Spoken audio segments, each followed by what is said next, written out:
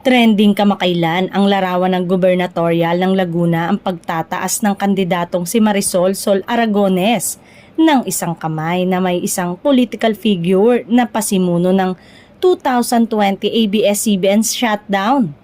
Ipinost mismo ito ng dating kasamahan at veteranong mamamahayag na si Linda Humilla Abalos ang larawan. Pagbabahagi ng professional heckler. Isang araw lang bago ang ika-5 anibersaryo ng pagsasara ng ABS-CBN Network.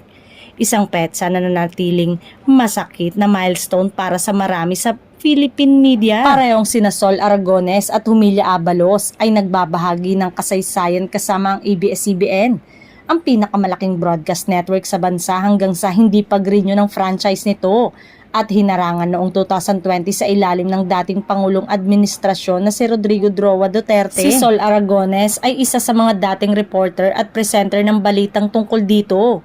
Nagsimula ang kanyang karera sa ABS-CBN.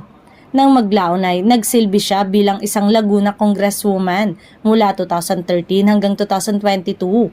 Madalas vocal ito tungkol sa kanyang suporta para sa network noon ang laban para sa prangkisa nito. Kaya naman, marami ang nagulat nang inendorso at umanib ito kay Marcoleta.